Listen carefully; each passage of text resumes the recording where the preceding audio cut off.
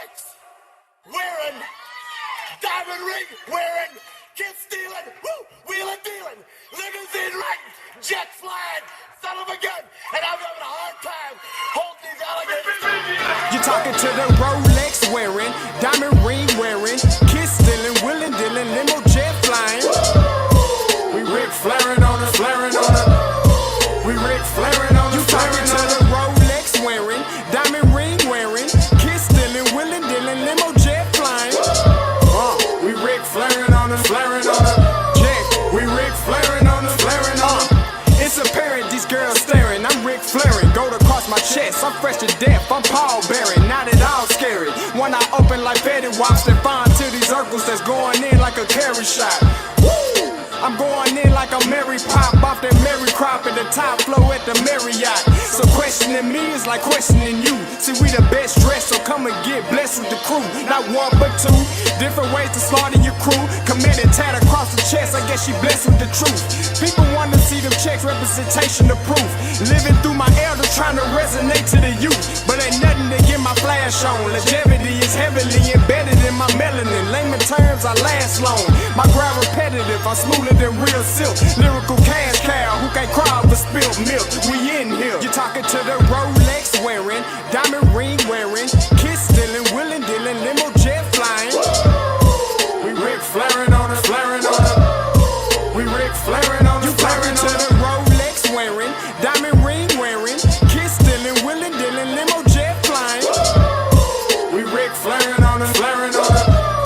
We Ric Flairing on it, flaring on it. This ain't no normal situation, this preparation with greatness. Industry full of fakeness, it's really up for the taking. See, life is what happened to you, more so how you take it. Don't get stripped of your knowledge and mentally leave you naked. I like to live otherwise. I'm sorry that I'm fresh to death. I put the polo and apologize. See, black son, we ain't nothing like the mother guys. Quit to socialize, we organize, then we mobilize.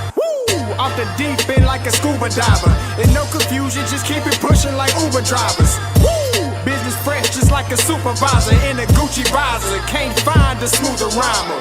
You're talking to the Rolex wearing, diamond ring wearing, kiss stealing, wheeling dealing, limo jet flying. We Ric Flairing on it, flaring on it. We Ric Flairing on it. You talking to the Rolex wearing, diamond ring wearing, kiss stealing, wheeling dealing, limo jet flying. We Ric Flairing on it, flaring on it. We Ric Flairing on it, flaring on it. Yeah, DQ baby. Shout out that boy Nigga for that fire track. Hey, Black Sun, sun up. What's up, Vinny Vegas? What in Vegas? Yeah. Shout out Pharaoh's Kids, D-Phase, yeah, Bubba C, yeah, Ric Flairing on them, Ric Flairing on them, Ric Flairing on them, Ric Flairing, son up, baby. Hey, yo, Scotty, you going crazy for this one. We see what you're doing, we salute you. Hey, let's get it started. It's Backpack Capital One. What's in your wallet? Got a call from my man A. Scott. I said I got it.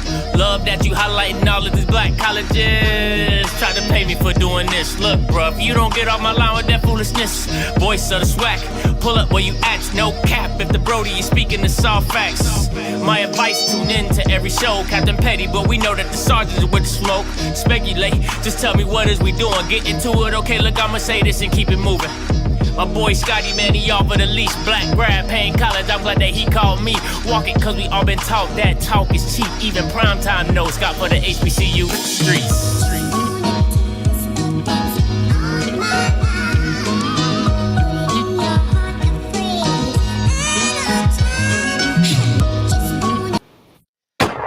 What is going on, Pickle?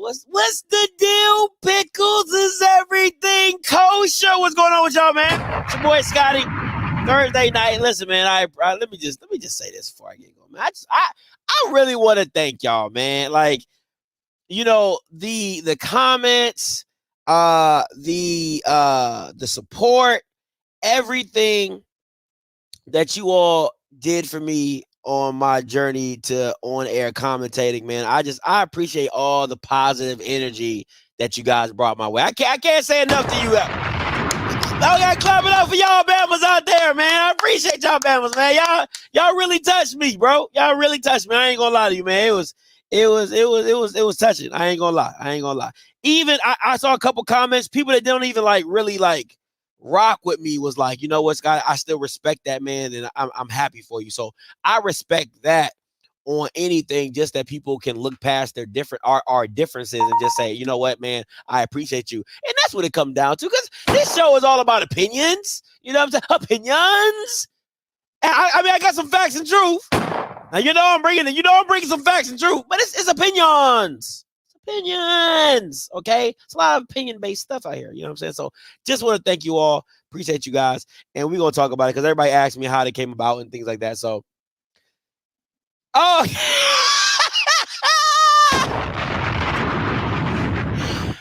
wanted to say it. Miss Campbell, I was close a couple times. I was close because it was like the dude, the dude dropped the ball. I'm like, this. I wanted to be like this, Bama. But I had to keep my corporate. I had to keep my, Charles. I had to put my Tolly Carr on. Had to put my Tolly Carr voice on. You know what I'm saying? So, but we gonna get into all that. But shout out to you, man. Listen, I got a lot of comments. People was like, man, make sure you don't cuss. Make sure you don't. Listen. I was taught. My mama taught me how to turn it on and how to turn it off. We all know how to code switch. The high level Negroes.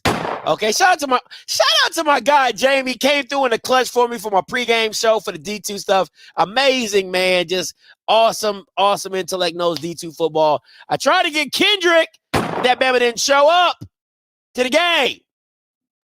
You know what I'm saying? Bama didn't come to the game, but yeah. Overall, man, I want to thank everybody for your support, man. I know. Listen, I heard it was like over 700,000, viewers. I know 1,000 of y'all was just off script. I don't know about the 699, but 1,000 of y'all, man, was at least just off script. And I appreciate that. I really did, man. I heard people had some problems with the app and it wasn't showing well, but you guys stayed it out and stuck it out for me, and I appreciate that. I really do. All right. So before we go, gotta drop a little nugget, man. Merch Pack, stay dropping that heat. Hit him with it one time.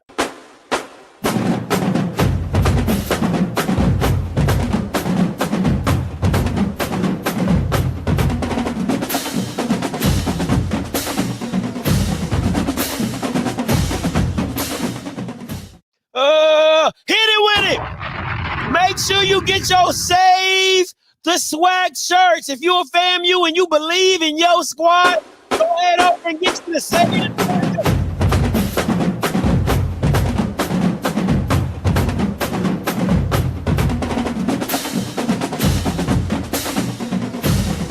because you definitely got to save them. For the last 2 years when Jack State been getting their ass whooped, you know what I'm saying? They had an all-star team, can't win shit. So you definitely got to go over there. Make sure you go get your SayTheSwag.shop, get your shirt, go get you one.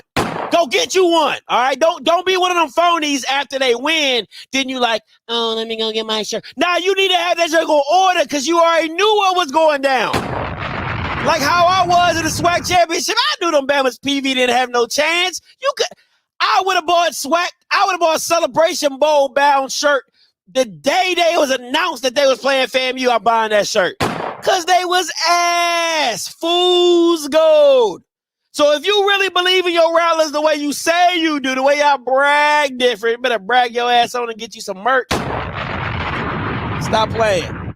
Stop playing. Yeah, ass whooped. Do you hear me? All right. He said, oh, I need a sponsor so I can sell my PV West chips, sir. Say it, Bass, man. I haven't seen you in a minute, man. I hope everything's well with you, bro. Hope everything is well with you. All right. So it is what it is. Before I get into today's show, okay, I want to just show y'all how different Maryland is, right? I want to show y'all how different Maryland is, right? So I'm leaving my complex, right? because in Maryland, there's a lot of townhomes, so you'll see the townhomes in the background. But let me just show you how different it is in Maryland. Like, if you're up north, if you're from up north, you get what I'm saying.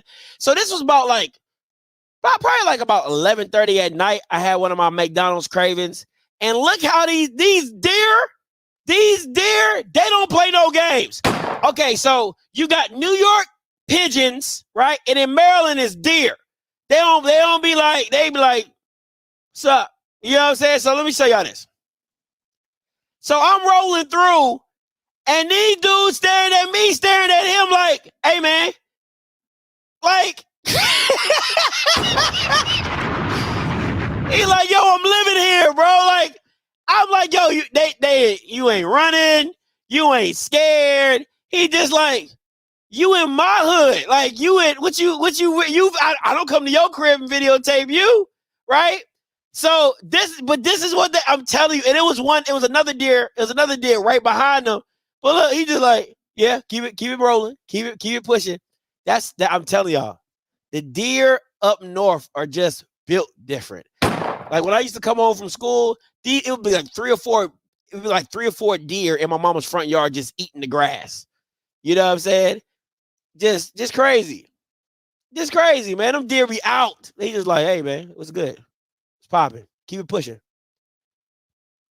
Keep it pushing. So, coyotes. Oh, no, that's different. Oh, no, that's crazy. You can't even leave. You can't even let your dog go out for a walk. Oh, nah.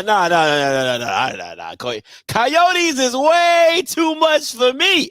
Coyotes? Now, let me tell you this, though. Raccoons? Oh, they different. Okay.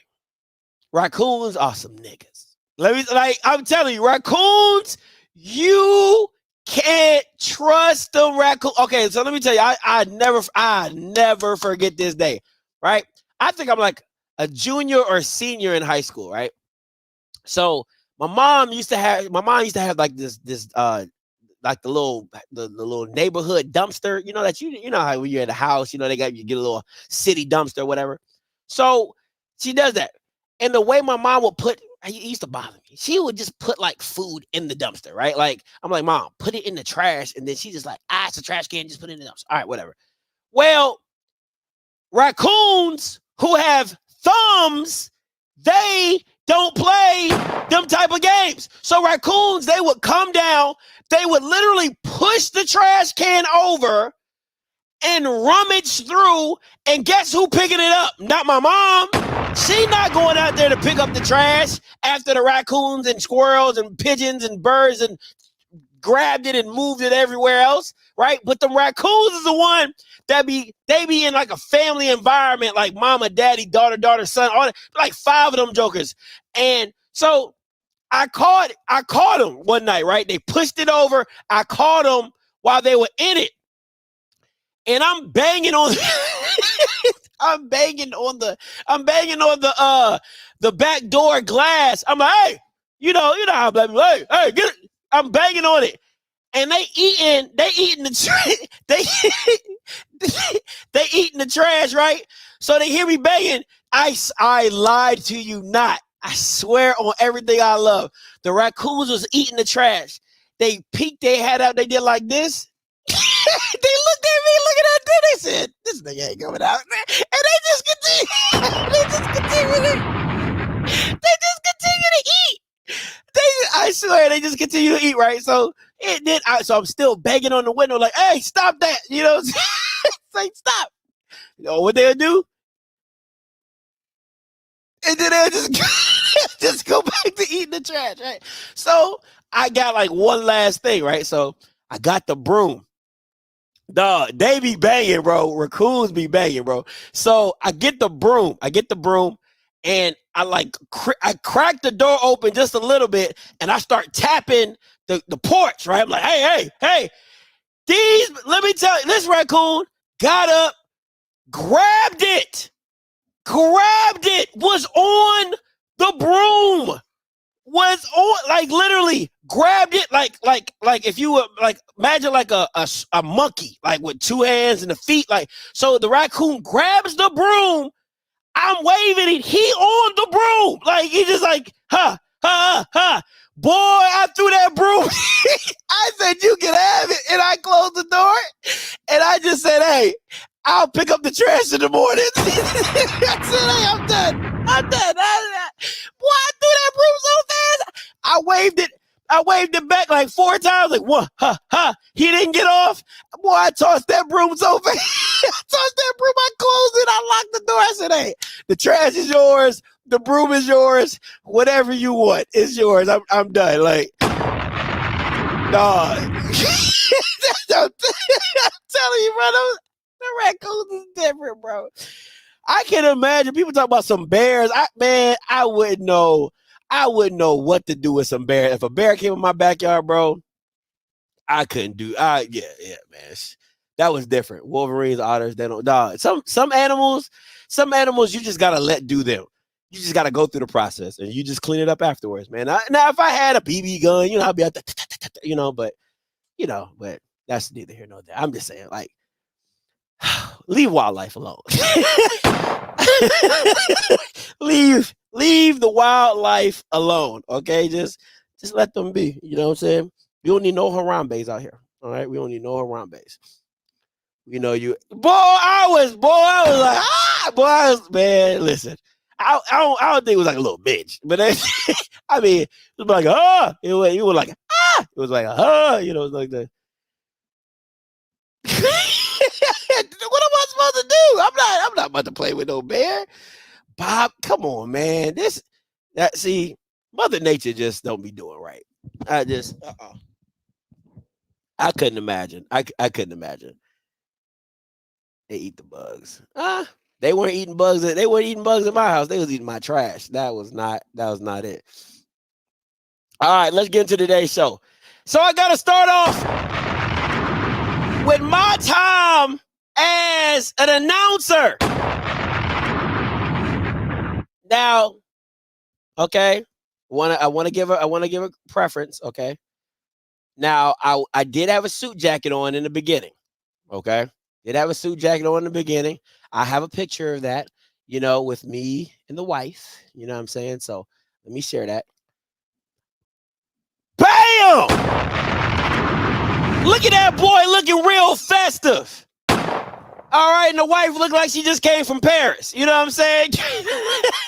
You know what I'm saying? We was out here doing it. Do you hear me? You know what I'm saying? We was out here doing it. Okay. First of all, let me explain. Right? I went full Windsor. Okay, let me blow it up because I know. Okay. I went full Windsor on the tie, right? I wanted it to be, no homo, I wanted it to be thicker at the top. That's why I shortened it at the bottom, right? And they told me we weren't going to be on camera, right? So that's why I shortened the tie up. I know it's supposed to go to your belly button or like Mr. Charles to your belt. I know that. I know the rules. I shortened it up so I can get a thicker full Windsor at the top. And you can see it here. Looks real good in the suit. When you button the suit up and you got that thick J right there, yeah, sir. You know what I'm saying? Yeah, sir. Feel like pop. Yeah, boy. I was out there doing it. You know what I'm saying? Who's the deacon next year? Right? So let's get back to it. So shout out to my guy, Charles Ward. He was my play-by-play announcer, man. When I tell you, he made me feel so comfortable. He made me feel he definitely complimented me when I did well. We had some walkthroughs before it and things like that. It was absolutely amazing, man. I had a great time doing it. So let me tell you how it happened. So I get a text around midnight, 1 o'clock in the morning from the TV producer for the show, and he was like, "Hey, man, do you think you could be the color commentary?" Now, mind you, I'm asleep. I ain't answering no 12 o'clock in the morning. I'm asleep. Right.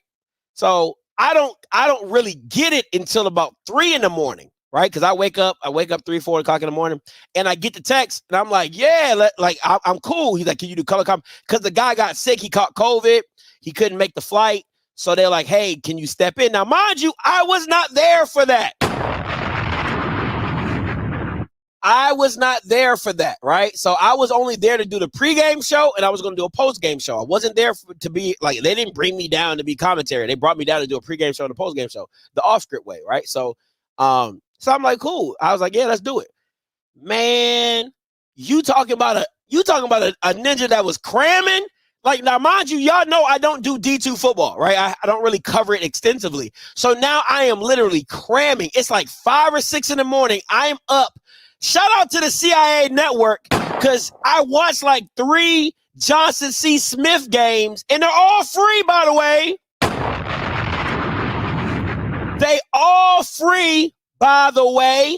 I was able to watch some Johnson C. Smith games to kind of see the tendencies, see some playmakers. Listen, the stuff that these announcers, listen, man, I know we talk about commentary and announcers, stuff like that. The information that they get is world class. They give you like every possible stat. They give you got like a pre-production meeting where you can ask. So now I'm watching pre-production meetings that I wasn't able to attend. Why? Because it's the last minute. It's like the day of the game, right? So I got to go back and watch pre-production meetings of them asking questions and stuff like, oh man, it was crazy. Just absolutely. It was like cramming for a test, right? So the part for me, and I'll be honest with you guys, the part for me that was nerve-wracking was not the commentary of the game. I know football. Okay, I know football. I've watched enough football. You get me in the game, I can do it. The parts that you have to kind of understand if you're not into commentary, you're just like watching it from afar, is how you talk about the game. See, like, you got to be very mindful. Like, it to me, this is all like hindsight, after I'm doing it. But it's really easy to just talk about one side of the ball, right? So, like, let's say, give a good example. Let's say you're watching Grambling, right? And Miles Crawley hands the ball off to Chalk and he gains 3 or 4 yards. Well, it's easy to say, oh, Chalk did this and Chalk did that. But you got to realize there was a defensive player that made the tackle. There was, a guard that blocked to get that hole open. There's so many different pieces of the play that you could highlight, but you have to find that one and talk about it, and then that's it. You see what I'm saying? Like, because you don't want to leave people out, but you can just get caught up in just focusing on the highlight of the play and not really the nuance of the play, right? So that's a whole thing.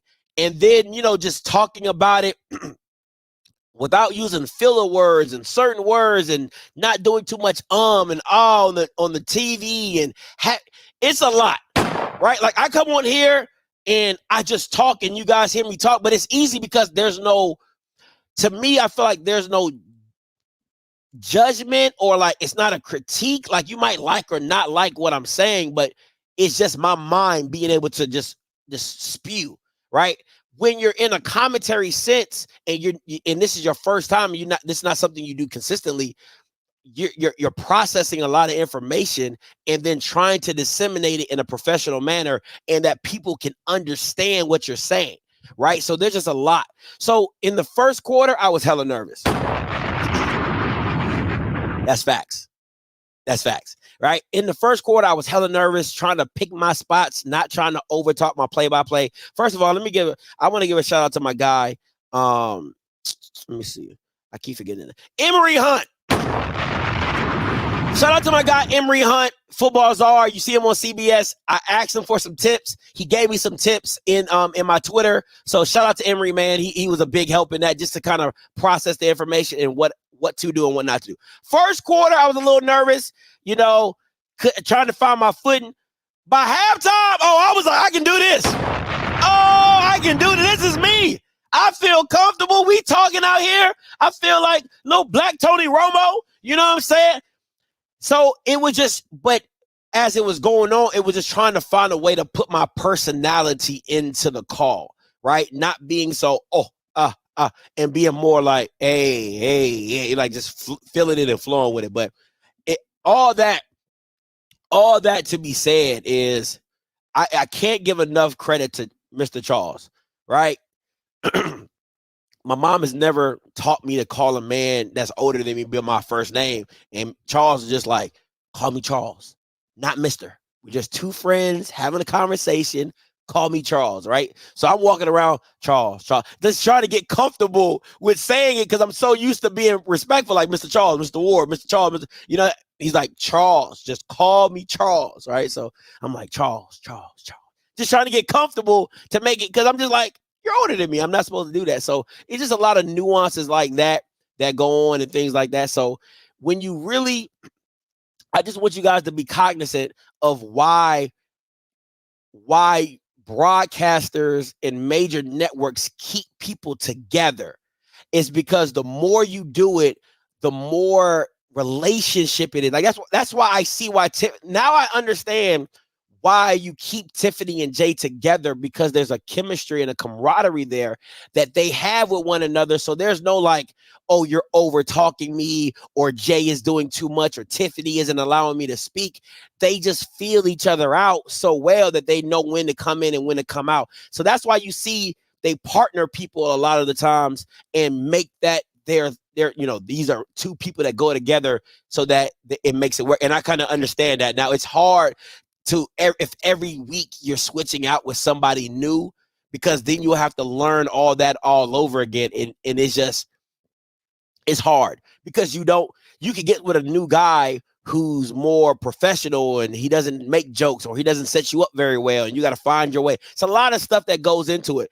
But to answer the question of my man, Mr. Jackson, would you do it again? Absolutely. Absolutely. I absolutely would do it again. Yeah, Mr. Charles, right? I know, but it's just a bad habit, man. But I would absolutely do it again. And Mr. Charles, he was like, hey man, you're a natural. Like, for somebody who's never done this before, you're pretty darn good. And I just appreciate the encouragement and things like that. So once again, all kudos to Mr. Charles for dealing with me and my rookiness of it all. But he was a professional through and through. Good guy, great man. And listen, this dude had a board. Listen, man, let me tell you the work. See, you guys, and I don't know if Tiffany has one and all these play-by-play people, but Mr. Charles had a board. Listen, imagine your project science board, the little construction board that y'all be using.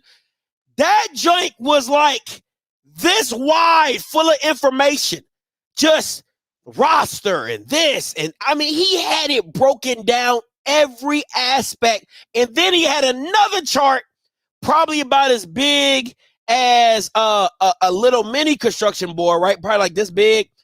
And it was like a quick note board that he could flip over and read like seasonal stats. And hey, so when you hear people rattle off those information like, yeah, he's the leading rusher with 962 yards and da-da-da. They got it on a board and man, listen, that stuff is not easy, bro.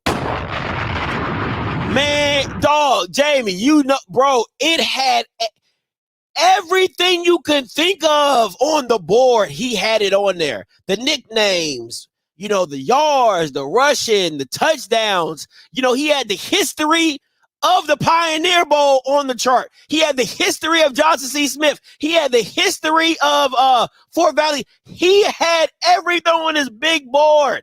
It was crazy. You know what I'm saying? It was absolutely crazy, but I enjoyed it and everything like that, just going in and out and the transitions and all that. The work isn't, dog. Let me tell you what I had. You know what I had? I had a roster. I had a roster sheet that was flipped over. That's all I had. I said, listen, Mr. Charles had this big old board. I had a roster sheet that I was flipping back and forth to read the names off. I'm like, okay, I know some of the players are offense, so it really was to keep up with the defense, right? So I'm like, I'm over here flipping. I'm like, oh, yeah. Who's that? Number 20, 22, 23 with the boy. Listen, that's all I had, man. And a lot of stuff I had to do off memory because I just didn't have time to prepare and print out and have all this and like Mr. Charles did. But I think I did pretty well memorizing some of the stuff, man. It was tough, man, but it's fun. It was absolutely fun. It was fun. I had a great time. I actually had a great time. So shout out to Mr. Charles. Shout out to my man Marcus from and his wife Lisa SUV TV for the media partner. Shout out to HBCU League Pass, HBCU Plus for allowing me to be the commentator for that. Man, it was fun. Yeah, I had a great time. Oh man, let's move on. Let's talk about it. Ooh, you talking something that lit up HBCU Twitter? Let's talk about it. Now, this is Coach Dwayne Taylor, offensive coordinator, associate head coach. Matter of fact, I'm going to open the call lines up because I know some of y'all members got something to say. So I'm going to open the call lines up early because I know you Bama's got something to say about this. So while I get that going, let me read off what my man DT said. Now, granted, there have been some things that have been said about DT that I agree, some I disagree with. But overall, I'm gonna just say this: he is a great offensive-minded guy. Okay, I'm gonna start with that. You are the only participant in the conference. All participants are muted. All right, so here we go. Coach Taylor says, high school players and coaches view the landscape of college football in the transfer portal. Come to an HBCU, get excellent coaching, develop, and then maybe you can transfer up. These P5s are coming to HBCUs, D1, D2, daily for our players. You could be the next one. Okay. First of all, this is what happens when you don't want to hear truth and you get emotional. This is all about people being in their what?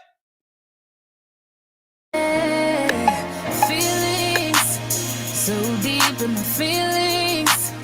No, this ain't really like. You're in your feelings, okay? He's speaking gospel. But see, the problem is that you see your institutions one way and players see your institutions another way. Let me break it down to you like this. See, this is the problem that you have to understand. If there's, let's say, if there's 60 people, scholarship, 62 scholarship, let's say there's 80 people on the team. You don't think 15 of those players want to go D1? See, the problem is this. You're looking at, you're majoring on the minor. Look at NCCU, right? Damn near, people are like, man, half their roster done gone to D1. And it's like 8 players. It's like 10 players that then jumped in the portal. Outside of graduating, there's like 10 players that jumped in the portal. There's over 80 players on the team. So it's not even like Power 5 players don't want your whole team. They can't steal your whole team.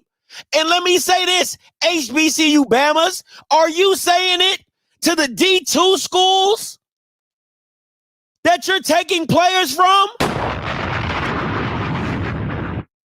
It goes both ways. This is the shit that I talk about that Bama's be killing me. You get mad because he's telling you the truth, and he's produced. OJ Hilaire, Abdul, guys they developed that went to Bowling Green, Tank Dell, guys they had first, went to U of H, and now is in the league. It happens. He is talking truth. Now, the way he presented it, like, come here, get great coaching, then dip, right? It sounds bad, but not everybody's going to be on that same. Okay. Let's really talk about this, because what kills me is people just they love the. It's like a lot of sheep herd mentality. People just don't want to sit and read something, right? I'll give you a great example. And I'll use myself. When I came into the HBCU space with Dion, right?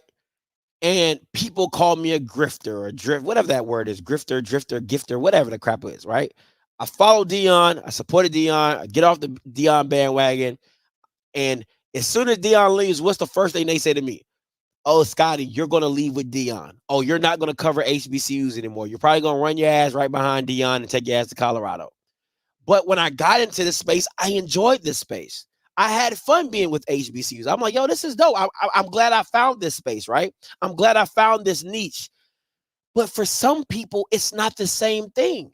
And that's what I'm saying for players. Some players could go to an HBCU and say, you know what? Nah, I like being around my people. I like kicking it with HBCU. I know I'm straight here. I'm gonna make it here.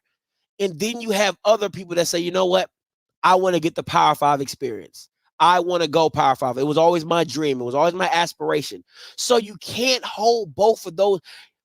You can't just hyper focus on one and say everybody needs to be like this guy when there's kids that have aspirations to go Power 5 or to play at a Power 5 program. There's nothing wrong with that. You wouldn't do it at your job. That's the stuff that kills me. It's like, you wouldn't even do that at your job.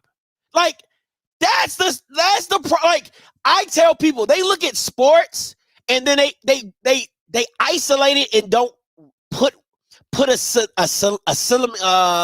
similarity to their life. They won't, parallel it to their life. If you had a job and your job was like, we're the one that gave you the opportunity,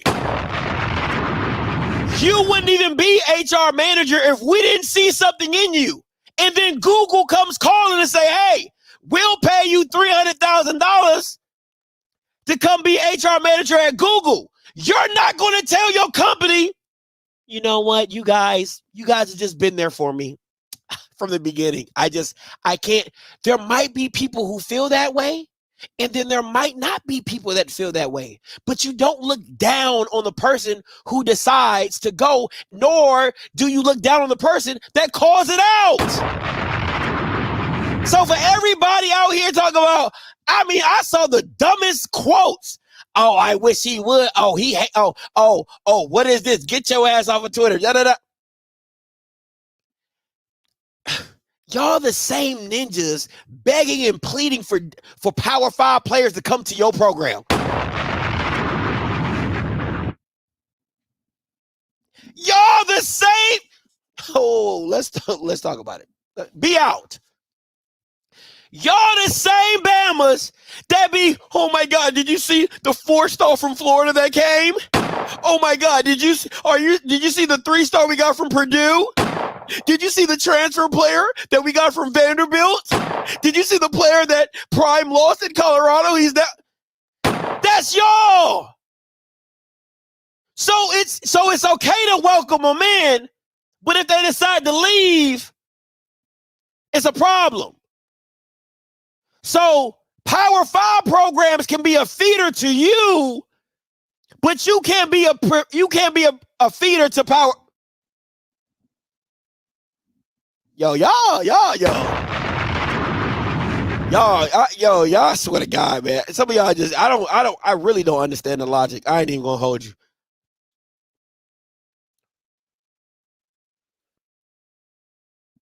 I don't get it. Sometimes I just say, make it make sense. Just make it make sense. And the fact of the matter, listen, the fact of the matter that this Bama made a statement, this Bama don't never make a statement. He get blown out in 2 back-to-back Magic City Classics. He get his ass whooped. He talk about he only wins SWAC games. None of that matters. None of that matters. His coach tells the truth on Twitter, and this Bama would have put out a statement.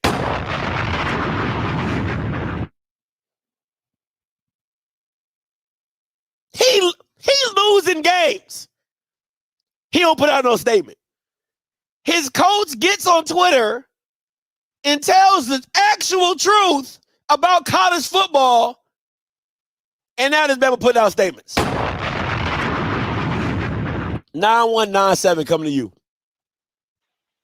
Hey, Scotty, man, you cooking today, man. You cooking. Hey, let me ask you something. All right, I'm going to paint a scenario for you.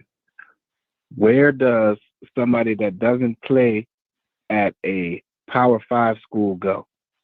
To a HBCU. No. Let's think about it. Just think about it older, right? They go to a JUCO. Where do high school kids that don't get offers go to? They go to JUCO. what is happening to JUCOs now that the transfer portal is around? They're becoming like a higher level high school, or they're becoming like a recruiting nest. Yeah, but they're becoming extinct. Why? Because the new JUCOs is FCS and G5. The only thing he said wrong was HBCU. He should have said any G5. You got to embrace it, man. Just be the latest 2-year universities or whatever the case may be. Embrace that and just make it lit, because what's going to happen is these Power 5 schools those players are going to turn into contracted university employees that are going to get paid a salary. So you got to go somewhere before you get there, and it's going to be the lower level playing field. No, I get you. My issue is this, right? And I think people are so enamored. Like, if you really dig into the numbers, you don't lose unless you're just a bad program and you get 13 to 20 players that jump into the portal because they're like, I don't want to be part of. Usually you might lose about 10 guys, like 10 quality guys, right? The rest of the guys they're going to graduate. They're going to go through your system or whatever. But your top 1%, you got to be prepared to lose those guys. And just like the bottom 1% you're good. The bottom 1% of Power 5, they're going to go down to HBCUs or FCS programs or D2s. That's just how it works now. Mm-hmm. Like there's no player that's playing in the SWAC. There's no player that's playing in the SWAC that could have played at a Power 5 that didn't go. You can't name me one. Keyshawn Johnson. Where'd he go? What did he do? You talking about, you said that couldn't play in Power 5? Currently, anybody that can play at a Power 5 that's playing in the SWAC is going to leave. There's not one that could play in the Power 5 I and agree. chooses not to. None of them choose not to play in the Power 5. I 100% agree with you. Yep. So it's nobody choosing to go play in the SWAC. Let me not even say the SWAC. It's nobody choosing to play FCS football. Yeah, just leave it at that. Yep. You're there because you have to be. So once an opportunity presents itself to me where I don't have to be here, I'm gone. And exactly like you said, it's only going to be about 3 to 5% of those 3 to 5% of people that actually come are going to get that opportunity. But that's the reality of the situation. That's 100% reality. And this is the new college football, and you have to be prepared for it. But if you're crying and getting upset for 3 to 5%, like what are we doing? What are we doing? But people got so emotional because, oh no, they're saying we're less than. No, we ain't saying nobody's less than, but it is reality. Yeah. It's like the NBA and the G League. The same situation. Nobody wants to be in the G League. They're in there because they have to be. That's facts. Appreciate you, dog. Hey, no problem. Appreciate you. Hey, Dre, coming to you. Hey, what's up, man? What's good? I just thought about someone y'all was talking. Think about it. They're mostly taking wide receivers and a couple of defensive players, and those are easily replaceable. It's not like they're taking a quarterback. Like, if you look at the portal where folks are losing their starting quarterbacks, that's the most important position to replace. Yeah. So they're not taking, PV starting quarterback or Jackson starter. They're not taking the most important position on the field. They're taking stuff that's like, you can find a receiver that runs 4.3 on any level, to be honest. That's fair. Yeah. You can, Keyshawn Johnson may be nice. He ain't irreplaceable. That's fair. He's 6 foot, 190. You can find a bunch of them. That's fair. Find them in D2, NIA, JUCO, and the JC. Yeah. Yep. Now, quarterback, once again, that's the hardest. Like, Like Texas Southern will have a hard time replacing Andrews. Andrews don't come back. They will have a hard time replacing him. A 3-year starter, that's like if they was taking their quarterbacks, they have a lot more to say. You talking about defense, and like those they're taking positions that are easy to replace. To be honest, Mm-hmm. If you're over recruiting, right? So it's like if you I'm sorry. Okay. I'm sorry. Something came up. But if you're recruiting them like you're supposed to, or getting in that process, you try to make it plug and play as much as possible, right? That's why coaches, and Bucky said it on my show. He said coaches should always be telling you, I am recruiting you. I'm recruiting your position. I'm recruiting to replace you because you could be gone. You could be gone. Right. And the only position that's hard to replace is quarterback. Yeah. And the Power Fives, they're eating each other up. Like you got Ohio State losing all their quarterbacks, and Texas losing their backup court. Like the Power Fives are losing all their good quarterbacks. So he was telling the truth though. But it also shows that A&M ain't on the same page. Like when it comes to, they're not on the same page at all, because he wouldn't have said it, and Maynard wouldn't have had to come back behind him also. Yeah, but that's what happens when public opinion makes you do stuff. You know what I'm saying? Public opinion will make it's the only reason it happened is because it's hey, we got to get in front of it. And I know exactly. Listen, I did not talk to A.D. Paul Bryant, but I know A.D. Paul Bryant told that man to make a statement because Maynard don't make statements. He is since he's been there. I've never seen this Bama make a statement, right? So it was A.D. Paul Bryant said, "Hey man, you got to get in front of this." Because they believe in good press, they believe in good PR, and that's what you do. They believe in transparency, so that's how they move. And so I know A.D. Paul Bryant told that Bama to make a statement, but it is what it is. I didn't feel it was necessary. I just feel like people got emotional about it, but he's telling the truth. It's the new college football. Yeah, I appreciate it, man. All right. Listen, I want to hear. Okay, in S class, you're making a statement, and this is my point right here. Juwan Howe was on South Carolina State for 1 year, has a great season. He catapults that to the Gamecocks. That's the new college football. It just is what it is. You have a great year and you move on to bigger and better things. Listen, I want to hear from somebody who doesn't agree with me. I want to hear your opinion of why the statement that was made by Coach DT, because I know you Bama's ain't gonna call in, but I'm because y'all got a lot to say in it. Y'all got a lot to say in the chat, but y'all Bama's gonna be calling in. Why this statement was inappropriate? Because I'm gonna just give you, I'm gonna give you my philosophy. And Eagle Sider said it.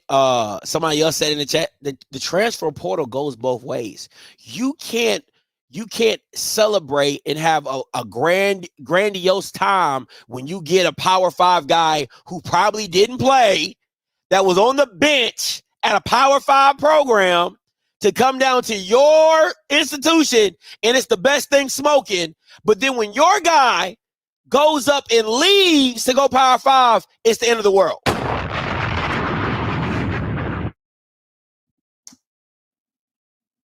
I just don't understand it. I don't understand it.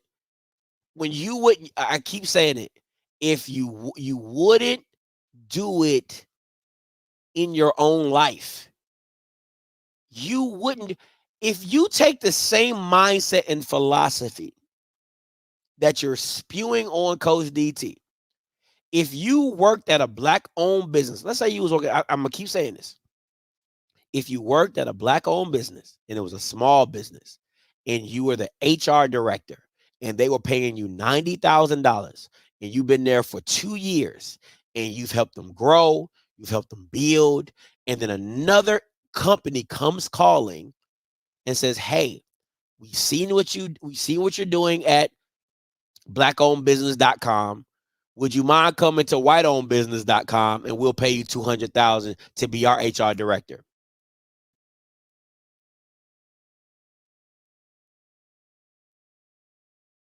Okay. Stop it. That's the thing that I don't think people understand, of just simply relate it to your life. When you think about these kids and what they should and should not do, and think about your life. Put your life in that predicament. Put yourself in that kid's shoes, or however you want to do it. Just think of it as a job, because mind you, they are putting their bodies on the line. They're putting their health on the line. Right? The only thing you're literally doing, and what all these schools are doing, are using their gifts that God is giving them to elevate your program.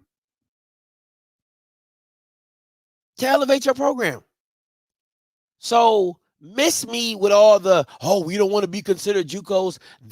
Listen, just like the analogy I gave you, there are going to be people who say, you know what? I appreciate the opportunity, but this company stuck with me. They paid for my education. They hung by me when nobody else believed in me. I'm going to stay here and ride it out with them. And then you have that same people that say, hey, listen, I appreciate everything you've done for me, but I'm going to take this opportunity for my family. Neither one is wrong. That's all I'm saying. Neither one is wrong. To chastise one is to chastise the other side. So what we should be doing is chastising these institutions and all these bloggers and HBCU people and people on Twitter who clamor when Power 5 people come to HBCUs, because the real question should be, why didn't you go from an HBCU in the beginning? If you really want to play this game with me, what you should be saying, you should be like, Power 5 player. Why didn't you go to a HBCU in the first place? We don't want your sloppy seconds. That's what it sounds like to me. That's what HBCU should be saying. See, you got some of that white meat, and now you want to come get some of this dark meat. No homo. Stop it, man. Y'all got to stop this. It's business. It is business. And what Coach DT is saying is, listen, I'd rather have a great player for 2 years than to never have him at all. I'll ask you this. If A&M could have great players for 2 years, right? For 2 years, and they won a championship, they'll be okay. They'll be A-okay. They wouldn't care. They'd be sad to let them go. But as long as they got a championship, they wouldn't care. Come on, man, stop it. APR is my biggest concern. And listen, that's not, once again, it's not your whole team that's going to be in the portal unless you're a bad program. If you're a bad program, you can expect to lose about 15 to 20 players in the portal. If you're a bad program and like people like, hey, I don't want to be here, whatever. But realistically, you're going to probably lose about 10 to 5 people in the portal that are really, really good. Right? So, and then at that point in time, APR is just something you got to deal with, because that's part of, that's part of college football. You're going to have to deal with it. You're going to have to move around it. There was a lot of exodus from Jackson State. I don't think the APR took a major hit. So how if they done lost, Jackson State literally lost their whole team to the portal, and I don't think their APR hit was that hard. Right? So you got to find ways to make it work. Very simple. Bobby, coming to you. See, Scotty, that's the thing right there, man. What's going on, bro? What's good, man? Man, you already know the struggle. But what people are panicking about is that now, if you're a FCS school, I was about to say 1AA, or Division II school, you have to now offer the player more than just the scholarship. You have to give them a good education, a good experience on campus, good customer service, give them a reason to not even look in the portal because they're enjoying their experience where Absolutely. they're at. You got to start scheduling better so they get more exposure, so that they have opportunities to go to the league, so they're not in such a big rush to leave you. It's going to force people to step up, or they're going to get left behind. You know what? And what? Okay, let's take it a step further, because what it makes you have to do is also have to step up your customer service. Yeah. Because once again, and me and Key have these conversations all the time. She always asks me, I always ask her, I say, hey babe, would you want our kids to go to an HBCU? And sometimes she's like gung ho. Sometimes we're like, because it's always I always get a call that makes me have to check. But when I get to the universities, when I get around the people, I'm like, man, this is amazing to have the bond, the friendship, the lifetime friends that you have, the networks that you're part of. The pride that these institutions have, I think, is beyond anything I've seen. But then it goes back to, do the people at the institution care about the people that they say they care about? Because some of the stuff that goes down, you're like, why would you let that go down? Or why would that be the way you respond to that? Or why not do this? Or why not do that? So it claws at me sometimes, but overall, I do think that having the HBCU experience is good for every black kid. I don't think it's for everybody, but I think it should be an experience that everybody goes through.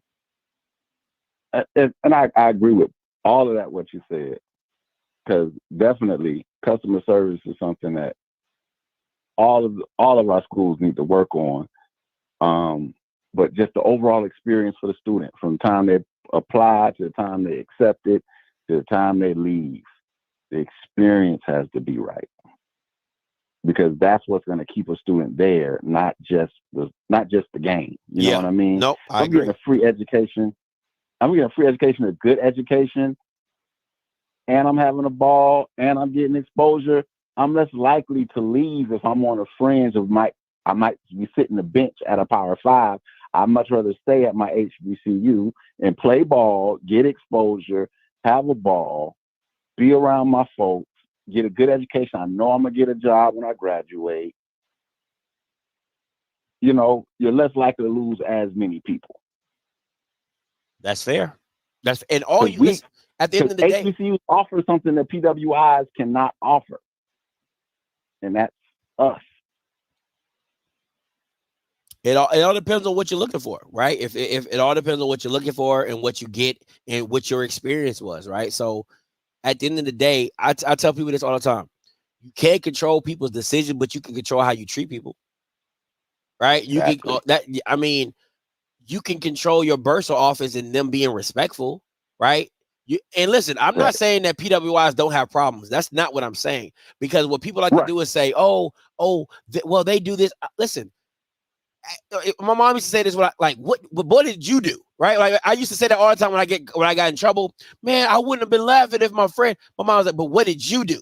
Right? I can't control them, but what did you do? Right? So for me, with HBCUs, is like, we have to be better in how we deal with our own. If that means being more professional, if that means being nicer, whatever that could possibly mean for your institution. Everybody has their own issues, so I'm not saying everybody's issues is everybody's problem, but whatever issues you are, how do you cut your own grass and how do you rectify it? You don't cut your grass and while looking at everybody else's grass and be like, man, their grass is brown. That's their grass. You know what I'm saying? Like, that's their grass. if they want to have it with the weeds high, that's what they want. But what I want over here is I want my grass cut, lawn, and looking nice. So it is what it is. Right. I'm with you, my brother. Hey, man, as always, Bobby, appreciate the call. Yeah, man. Have a good night. Listen, it's not just about the student athlete with cut. See, this is what I'm saying. Listen. Okay. And 3573, I'm gonna be with you. Give me a couple minutes. Customer service listen, Chick-fil-A is hella expensive. Nobody wants to spend $12 on a salad, right? But the customer service of it, the quickness, the way the process works is what draws people to Chick-fil-A, right? So at the same time I'm not saying you shouldn't do something you never listen when you give or when you do something out of the kindness of your heart. You're not doing it for the reciprocity. I think that's the word. You're not doing it to get something back, right? You're not doing that for those reasons. You're doing it because this is who we want to be. This is the brand that we're going to establish to be. So it's not that, oh, my customer service is so good that I kept an athlete. No, it's the athlete going to the PWI and saying, man, listen, when I was at my HBCU, they didn't treat me like this. You know what I'm saying? Like that's what you're trying to, that's what you're really trying to do, right? You're trying to make the experience so good that the money is like, damn, that money wasn't worth it. It wasn't worth the people recognizing me. It wasn't worth the teachers speaking life into me. It wasn't worth, getting this $100,000 wasn't worth me being able to go to my teacher whenever I was supposed to or whenever I could, and them helping me out and taking the time with me to understand the material. Now I got $100,000 and I feel like I'm lost. That's what it's for. It's not to just say, hey, I kept a student athlete. It's when they leave. And when they go to somewhere else, they think back to say, damn, my HBCU wouldn't have done me like that. When they have a bad experience, they'll be like, damn, yeah, my HBCU wouldn't have done me like that. Man, Alabama State wouldn't have done me like that. Jackson State wouldn't have done me like that. North Carolina A&T wouldn't have done me like that. That's what you're trying to pour into these young men and young women, is for them to know when shit meets the fan and when the rubber meets the road, we're going to have your back way more than the PWIs ever will. 3573 coming to you. Hey, caller, you live. What's your name? Where you calling from?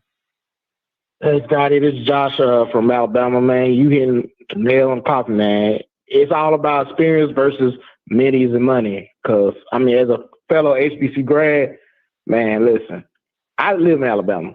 I went to Alabama State. I have many friends with Tuskegee, Alabama A&M. And you got Alabama Auburn. I've been to all those campuses.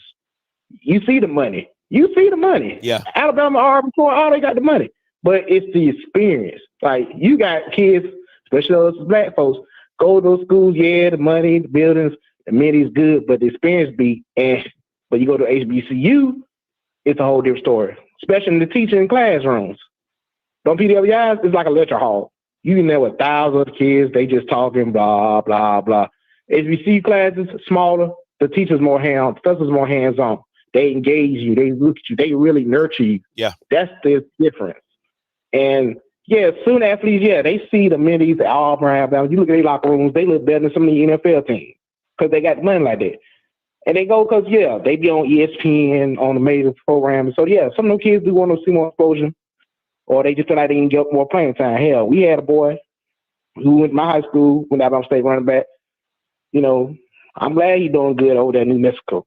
He did good. He was at Alabama State. He did great. He didn't leave because, he felt like he was loving it. And he just felt like, his talents could be more, play more in another school. And we still love him. We still check him. He was just down here for homecoming, for Turkey Day and stuff. We still love him. We wish him and Hicks all the best. Yeah. Just like these players leaving now. Like, Keyshawn Johnson, yeah, he wasn't leaving because he didn't get no playing time. You see, he was number one receiving the SWAC. Yeah. He just feel like he want to get more, notoriety so he can probably draft. But all day, these kids trying to get to the draft. They mean they can't get to there in the HBCU because we didn't have a lot of HBCUs filled up legendary NFL drafts. No, I agree. So, Listen, it's really the difference between being undrafted and making the team and being drafted and making the team. They listen, a lot of kids don't want to go through the Isaiah Land, the Marquise Bell. They don't want to go through that process. They want to be the Jacoby Durants. They want to be the Isaiah Bowdens. They want to be the James Houstons. They want to hear their name called on draft day, which they have every right to go through. But once again, a lot of those guys, when they look back, and I know Isaiah been to Florida State and he's been to Jackson, and he'll tell you Jackson by the long shot. Now he loves his Florida, right? He Florida through and through. He talk about FAMU, but he loves Jackson State. Where was he at? When he's on, I think he's on IR for this year, but where was he at for homecoming? At Jackson. You know what I'm saying? Like they love the experiences. Where you think when Ja'Cory Merritt gets drafted, right? 4th, 5th round running back or whatever, he's going to show love to New Mexico, of course, because that's what really gave him his shot to go to the league. But he's going to be at Alabama State's homecoming. He ain't going to no New Mexico homecoming. Come on, man. That's what I'm saying. He's homegrown, so it's all about experience versus notoriety and amenities. Yeah, them big schools they offer amenities and stuff, but you can't get that experience and nurturing that, like you said, connections to all that at HBCU. It's just different. And any players and any students will tell you it's a different thing. Like I said, I would at Alabama State. I used to go to parties and stuff at Auburn, and let me tell you, they said, y'all may not have much we do, but y'all got something that we definitely don't got. It's that feel at home. It's that feel you feel belonging. Because I can tell you, those black kids at the white schools, boy, they feel like they out of place. And it's like when we come over there, they be like, oh, we some hood rich kids. I'm like, oh, we just like y'all. We just stay with our own. Yeah, I feel you, man. Hey, appreciate the call, my boy. All right, appreciate it. Listen, I'm going to tell you straight up. I've been to a PWI, and listen, partying at a HBCU and partying at a PWI is two different partying. And let me just say this, okay? Partying at an HBCU, first of all, you better be clean, okay? You better have your shit together, okay? You better have your stuff. Your stuff better be legit. White people, come as you are. Straight church, come as you are, right? Hoodie, sweats, flip flops. You know what I'm saying? Totally different. But I'm telling you, the difference. Oh my gosh. The amount when I went to my first party, because when I was at my PWI, you have the Black Student Union, so you have the Black Student Union parties, and then you have the white parties. The Black Student Union parties, Black experience, you get the black. But the white parties, like, I don't know if anybody's seen that Kanye West skit. I mean, not Kanye West. I don't know if anybody's seen that Cat Williams skit where he's at a meeting with white people, like he's in a boardroom, and the guy's like, yeah, so what we're gonna do is we're gonna go, yeah, and he's like, nigga, it's still on your nose, like I can see you, like that, like I walk into this PWI, I walk into this white party, and literally to my left, and I'm on the football team at this point, to my left is Bama's with like credit cards, chopping up pills.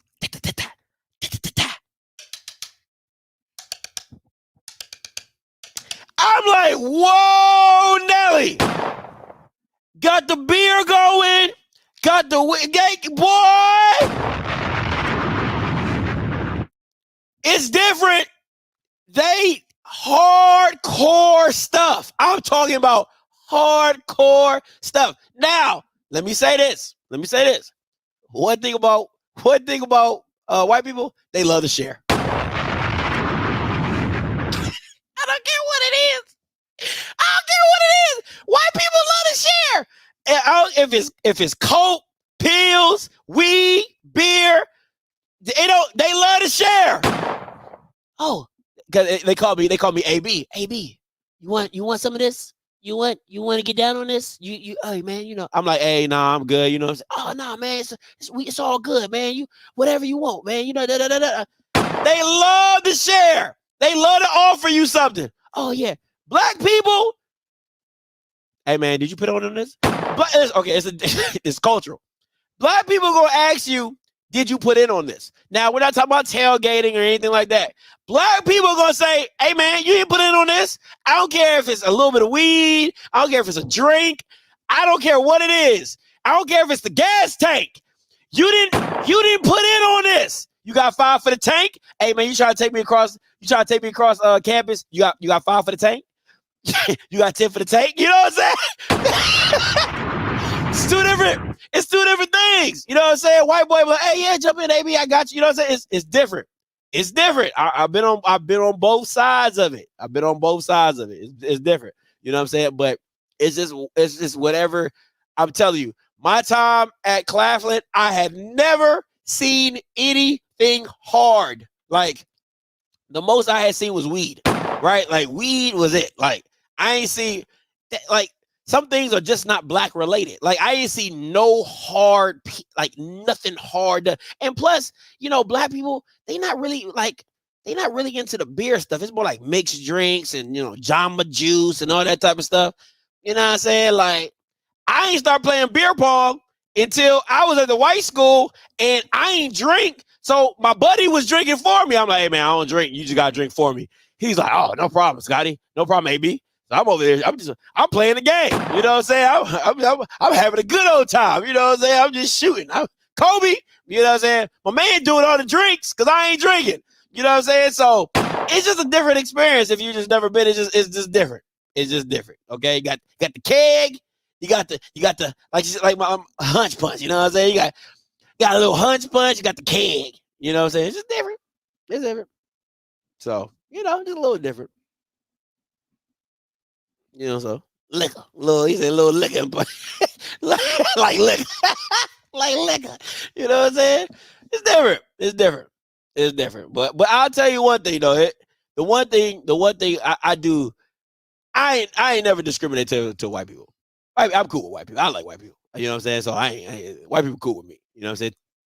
Too many white people, I get a little nervous. But I like white people. You know what I'm saying? I like white people. White people don't, you know what I'm saying? I'm cool with white people. So that just is what it is. Let's move on. Listen, man. One day they're gonna do a documentary on these two Bamas. They going I'm telling you, one day somebody's gonna do a documentary, a Negro special 35. A Negro special 30 for 30. It's gonna be like how two niggas fucked up two brands. I'm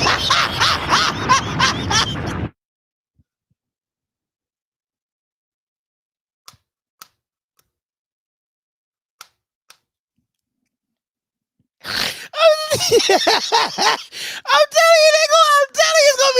it's gonna be a Negro 30 for 30 special, and it's gonna say how these two Negroes fucked up two brands. I'm telling you, these jokers is ass, bro. I was looking at the guy, these jokers is ass.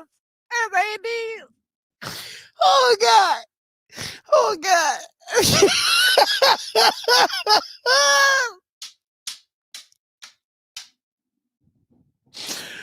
Oh Jesus, these members is bad. They terrible. Oh man. So listen. Anything going forward here is all word on the street. Okay, it's all word on the street. So I ain't trying to be breaking news. I'm not trying to, listen. G had his whole thing, and listen. That's them. Okay, I tell y'all right now. I tell y'all all the time. I'm not media, and I don't care about breaking no news. All I tell you.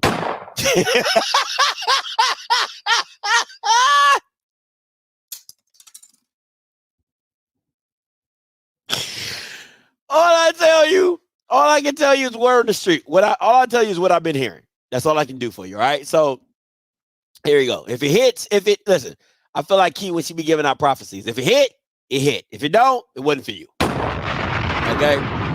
Woo, Jesus. That was funny. Oh God, that was hilarious. Anywho, I thought you said that last year with Dooley. Didn't seem like it hit. Oh, goddamn. I could have sworn you said the same thing when you had, and he's gone. Okay, anyway. Hey, always, my boy Bridges, word on the street. That's all I give you. Ain't no breaking news. Ain't nothing. Unless I say breaking news, unless I say it's word on the street. Just telling you what the grapevine said, right? So let's talk about this crazy. I'm about to put that trash bag back up. I ain't gonna hold you. They didn't let my man Hugh Jackson go. I'm about to put that trash bag back up. Let me tell you about the crazy coaching search at Grambling. Once again, this is all what? Word on the street. All word on the street. All right. So, first of all, let me say this. This is the type of Negro that gets Grambling in trouble, right? Because he just be saying the dumbest shit. Like, I'm like, bro, stay your ass in the kitchen, right? Like, some people, like, this man would be like, one post, he talk about Grambling football. Then the next post, he posted himself making a bun cake or something.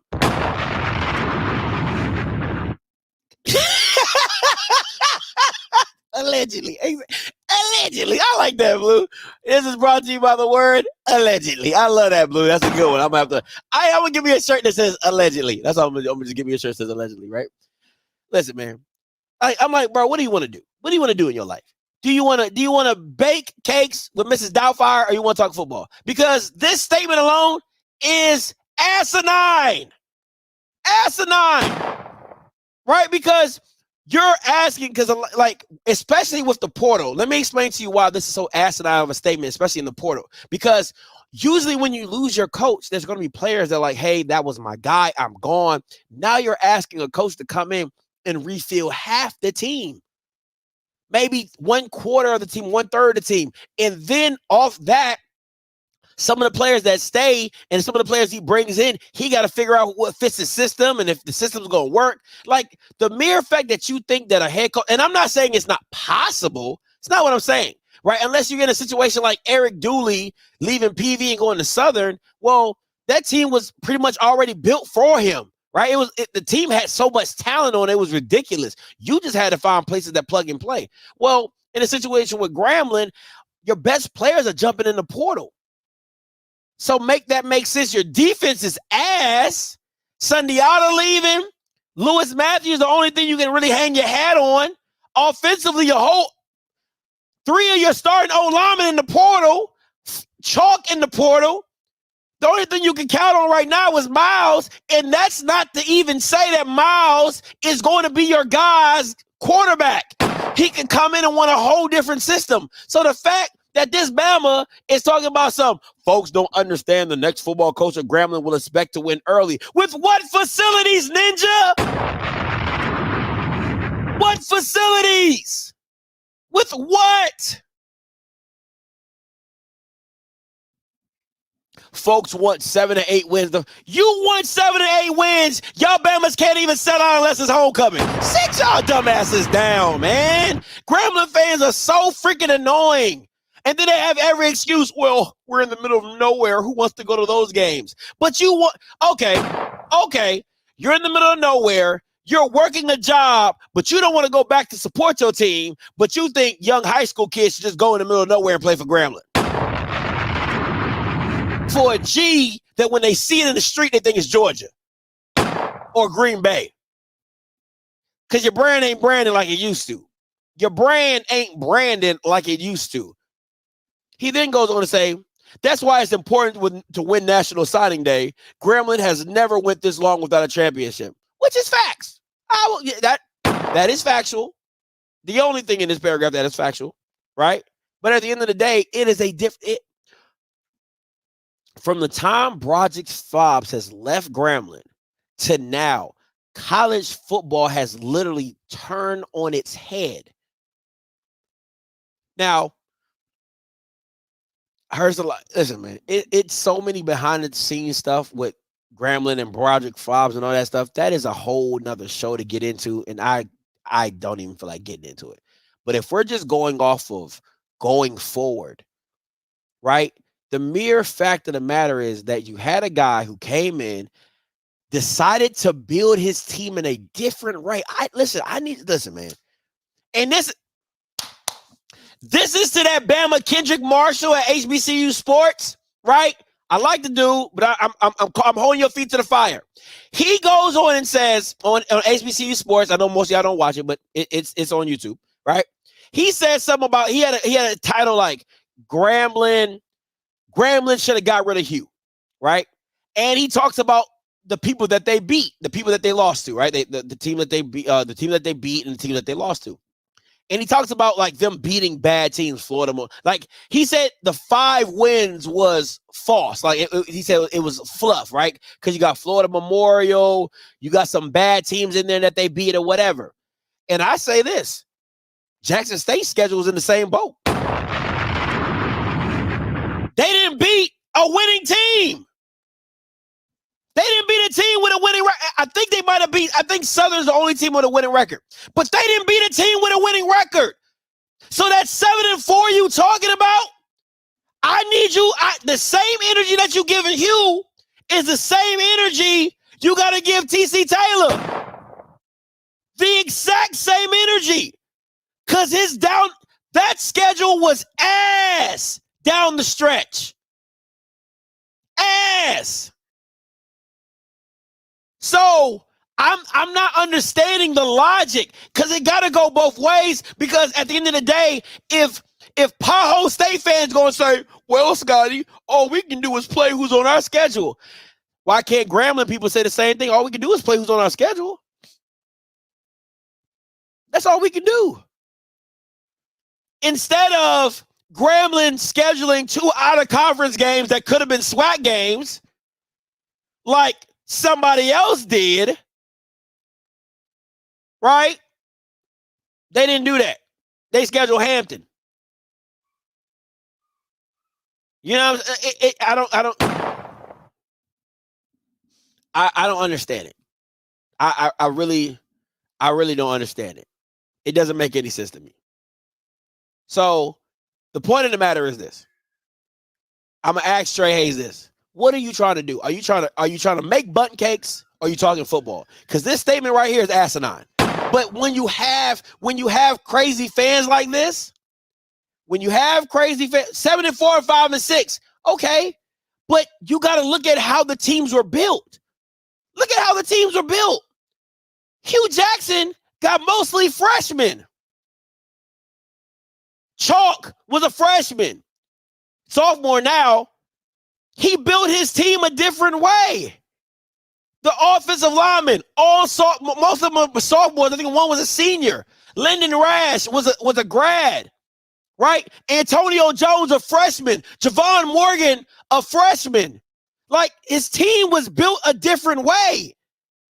But you see the talent in year 3 is really when you're supposed to make the jump. You guys have seen enough football to know that. Except Grambling people. Except, like, I'm confused. They weren't good when he got the team. So now all of a sudden, it's supposed to look like us. The team was uber talented. Uber talented. If he had another season that wasn't a winning record on year 3, I would 100% agree. I'm like, yo, because I told people that I would talk to from Grambling, I was like, hey man, listen, that man on the hot seat next year. If he don't have a winning record, he got to go. That's what I said. He got to go. If you ain't got a winning record in year 3, you got to go. Period. You got a second-year quarterback. You got your sophomores becoming juniors. You got your freshmen, pretty much baller receiver Antonio Jones. He coming back. Javon Morgan, the speedster, he coming back. You filling some holes here and there on defense. You get rid of Cedric Thornton. That's the biggest upgrade, firing that Bama.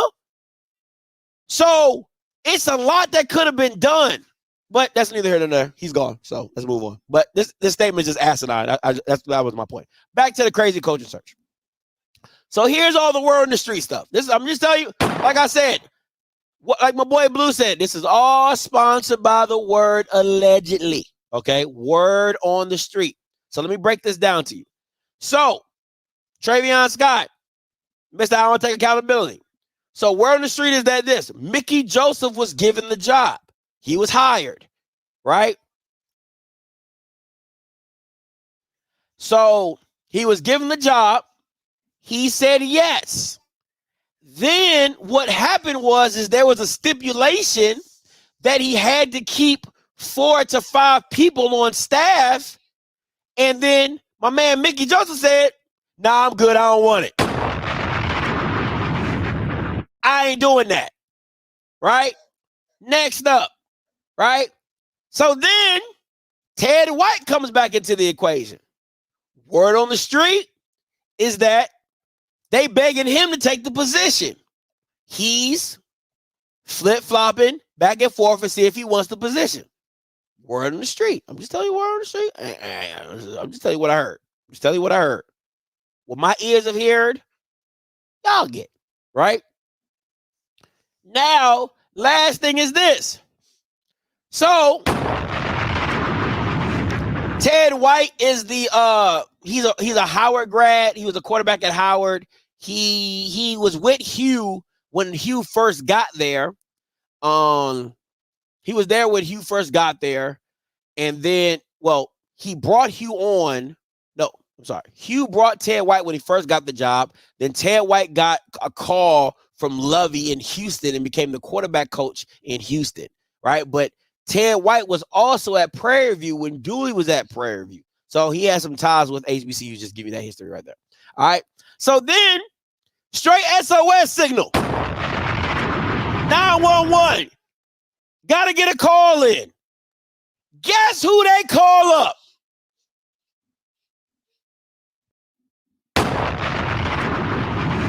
Mr. Save Your Program.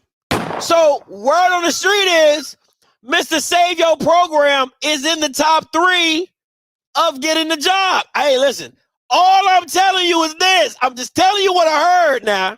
I'm just telling you. I listen, Miss Griffin, I swear to God, I'm just telling you what I heard.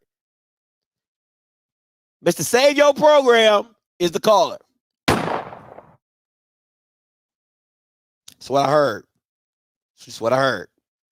So take that. I'm not saying he's going to get the job. I'm not saying he's going to get the job.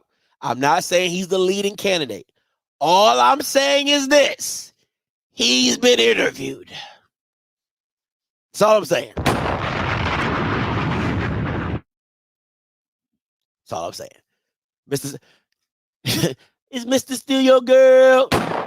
It's Mr. Save Your Program. Okay, listen. Mr. Save Your Program coming along.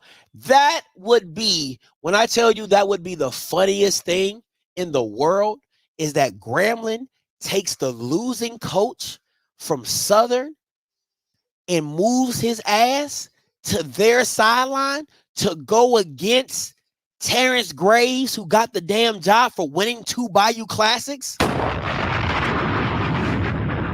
Now you understand why I said there needs to be a 30 for 30 with these 2 Negroes. How these 2 Negroes messed up 2 brands. Now you get what I'm saying. Now you understand why I call these Bama's the 2 Stooges. They strike again. This is what happens. This is what happens when you allow mediocrity in the whole mix. I'm telling you, these ninjas need a 30 for 30. How to fuck up a program.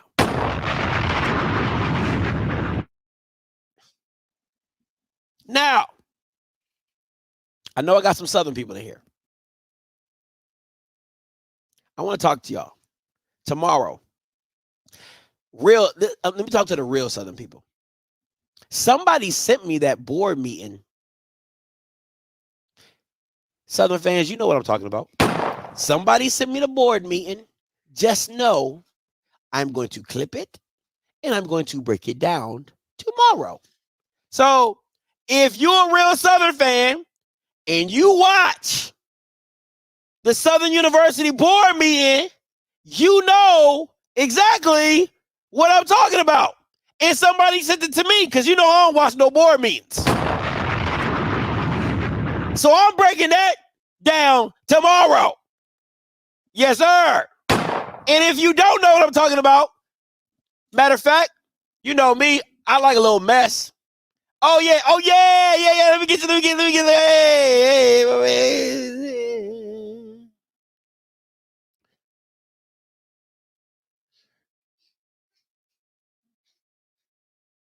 right? Let me bring this up. You know I love a little mess.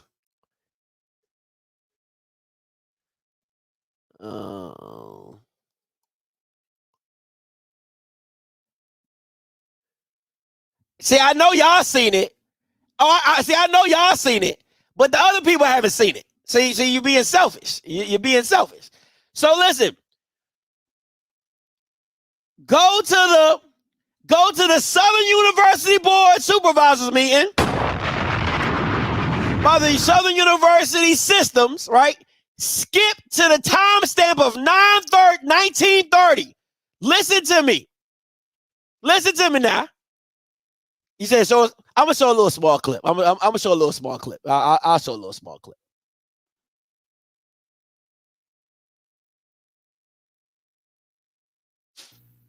And just would like to say that the challenge of filling a position like this is always with us, inside of this room and also outside of this room.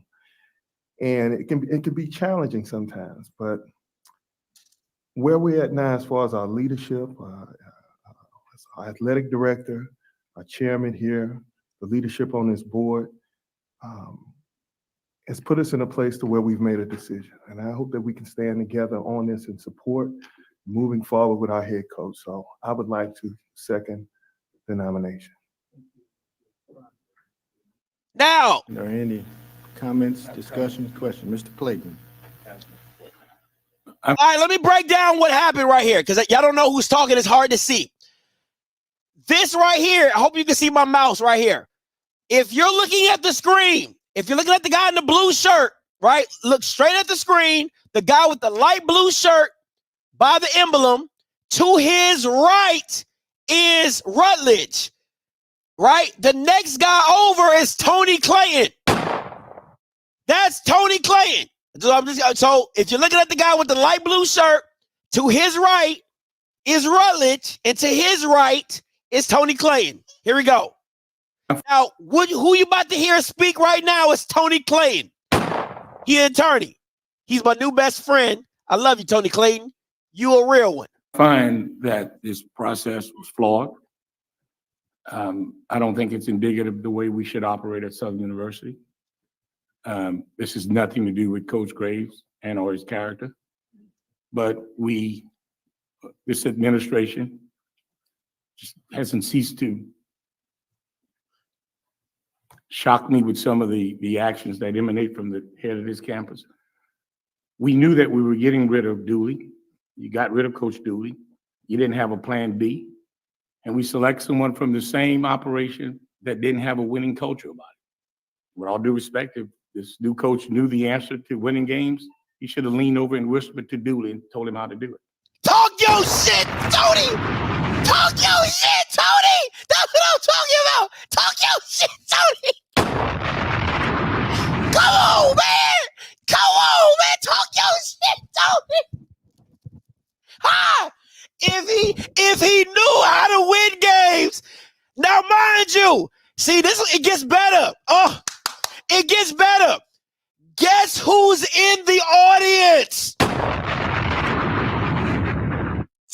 Graves is. Let me help you out. Let me help Terrence Graves. Terrence Graves is in the audience. It gets hold on. Let me skip it.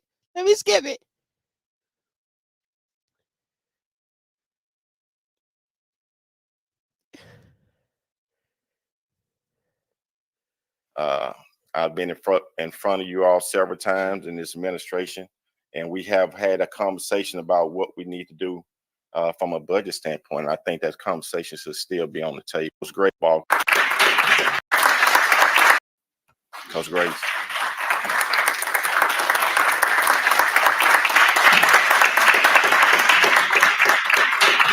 That nigga was in the audience.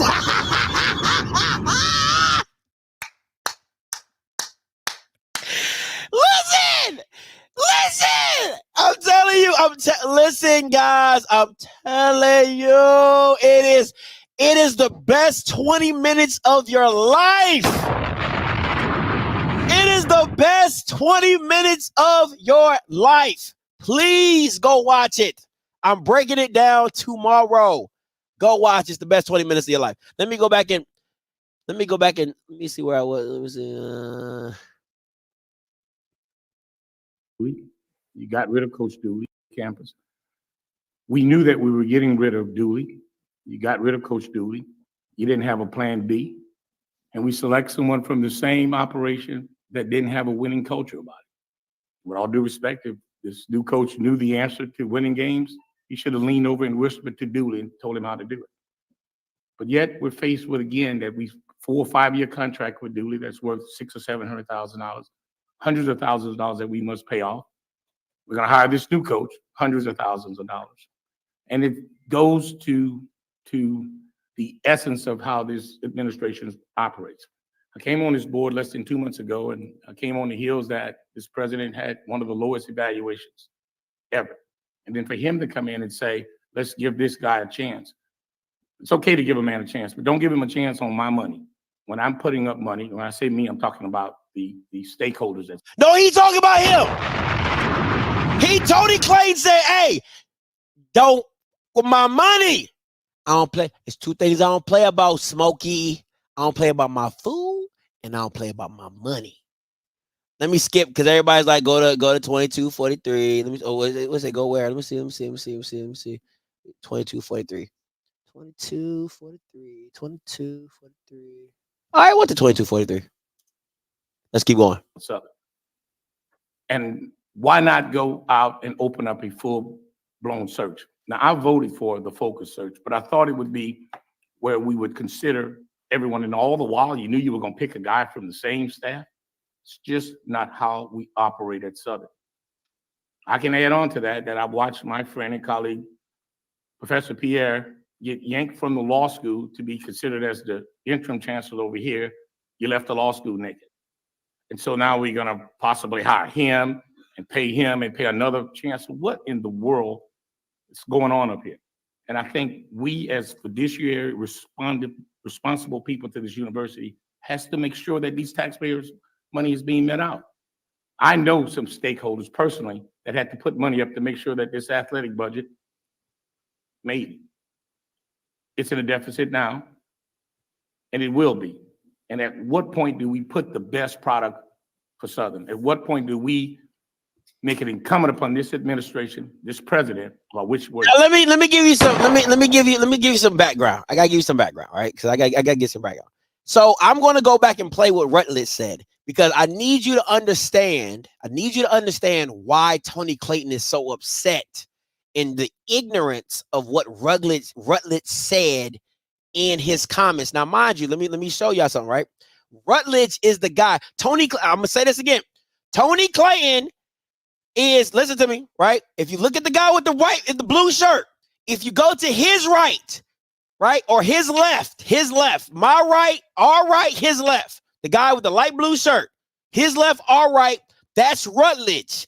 Next to Rutledge, to his left, our right, is Tony Clayton, right? So let me go back and play what Rutledge said, because this Bama is out here being. Mr. Myron K. Lawson. Present. You have a quorum. Thank you, sir. Chair will entertain a motion for the adoption of today's agenda. To the public comments. Seeing none, we move to action item 5A, request approval for contract for new head football coach Terrence Graves, and the chair will recognize Dr. Whitfield.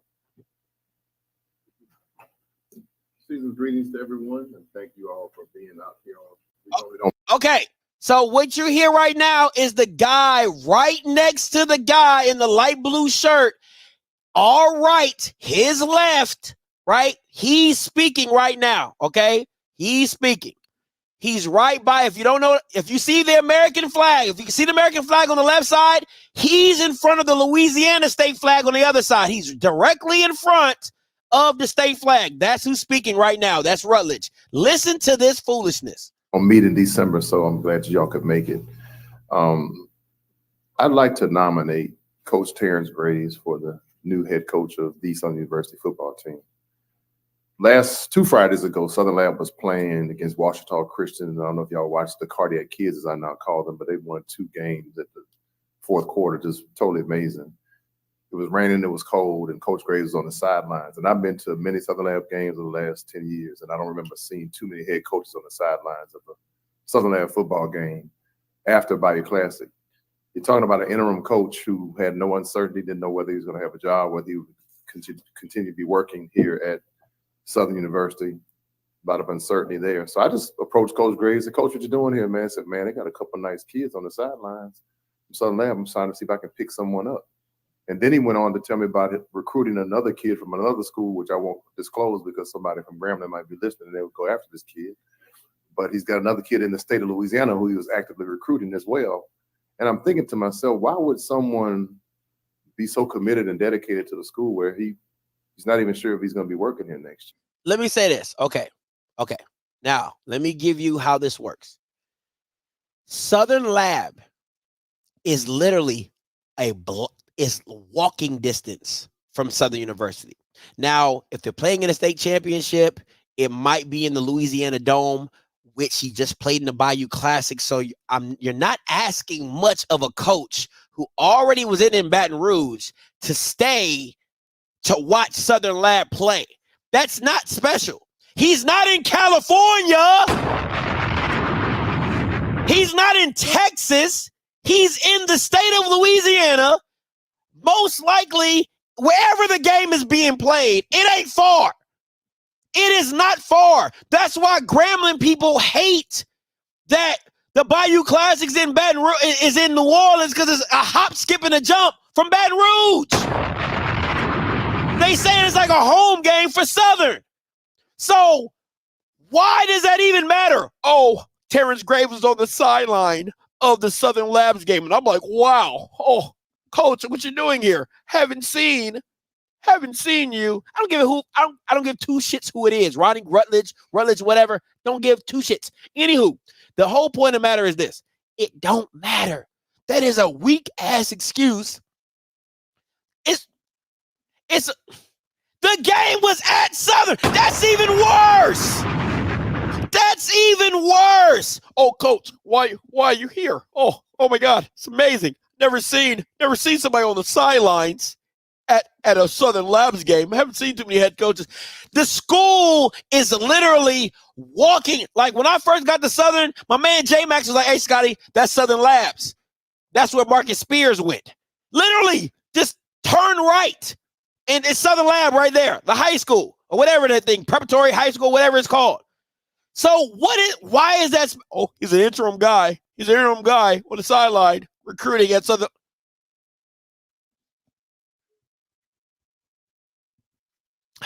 Listen, like I said, come back tomorrow. Watch it for yourself. Okay? Watch it for yourself. I gave you as much. I'm telling you, it's the best 20 minutes of your life. Start at 19:30 and just let it run. You'll know when it's over. Start at 19 minutes and 30 seconds. Let it run. It's the best 20 minutes of your life. I promise you. Listen to your boy. You will enjoy every second of it. And I'm going to come back here on Friday. Because listen, I'm giving you the notes to the test. Okay? I'm giving you the notes to the test. I'm going to come here on Friday and I'm going to break it all down. Okay? I'm going to break it all down. So it is what it is. So come back. Do you do? It is what it is. All right. Let's move on. Now, let me say this. This has been Jesus freaking Christ. This has been freaking, it's crazy. Okay? Now, unless Ken Richard, Ken Richard either going to have to get his sources checked or he going to have to start saying word on the street. Because I am hearing two completely different things, right? When I'm saying complete, and it's not even from G. I want to be very clear. I have my own Alcorn connects as well. You know, I ain't as deeply connected as G is. G interwoven in that. Me, got a little birdie here, got a little birdie there. You know what I'm saying? So the thing to me is, I'm gonna tell you what I've heard. Okay, allegedly, right? We're on the street. This is what I heard. I heard that Texas Southern has not offered him anything.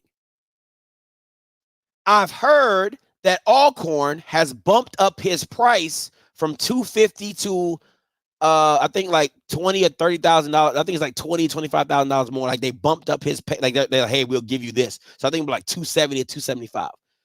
I've also heard that he wanted $300, and Alcorn's like, come on, bro, we're not paying you $300. That's what I've heard. I'm going to tell you what I heard. I've heard that Texas Southern has not offered him. And from the people that have talked to Mcnair, what I've heard is that they said Mcnair has also reiterated the fact that he has not been offered anything. So I don't know who Ken Richard's sources are. I'm not media. So what what do I have to say on the matter, right? I'm not media. All I'm saying is I think it would help Ken Richard out in HBCU sports if it was a more of the word on the street aspect of, it's what I heard through the Grapevine network. You know what I'm saying? Because they say trying to be first can get you hemmed up. Trying to be first can get you hemmed up because Texas Southern, this is the crazy part. Listen, I'm not saying it's not true. That's not what I'm saying. Listen, I want to be very clear about this. I'm not saying it's not true. All I'm telling you is this is what I've heard, not what is true, what I've heard. So all I'm saying is this to HBCU sports. If what I've heard is true, and I've heard that multiple times, all I'm saying is might want to start doing some allegedly word on the street. Now, let me say this. If I'm Texas Southern, I'm not hiring Fred McNair. Like, bro, you couldn't beat me when I was ass. Like, I need y'all to think about that. Texas Southern has not had a winning record in the past 2 years, even with Andrew. But they've beaten Alcorn both years. Why? This is the dumb shit that goes on in the SWAC.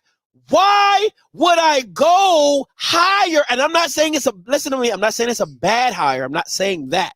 It just doesn't make sense to me, right? Because I'm like, we've whooped your ass both times.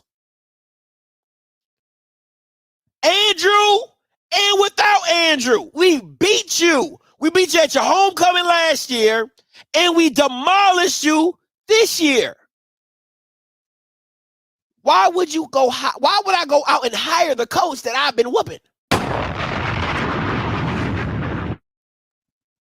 Does that make any sense? I'm confused. I'm confused.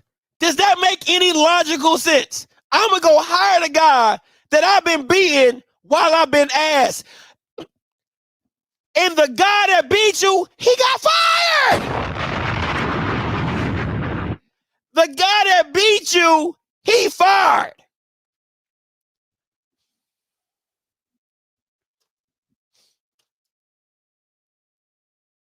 There ain't nobody else. There ain't nobody else that you could get, that you could find, that you think just might be able to coach a little bit in Texas. Just might a little bit. That don't make no sense. None. But it makes perfect sense when you grade it on the curve because it starts with an SWAC. When it starts, if we're being even more honest, if it wasn't for this year, he had been 5-6 out of 3 years. He was 5-6, 5-6, and until he made the coaching change with the offensive coordinator, he could have been fine. If he didn't beat Jackson in the last game, from what I heard, he would not have been the coach.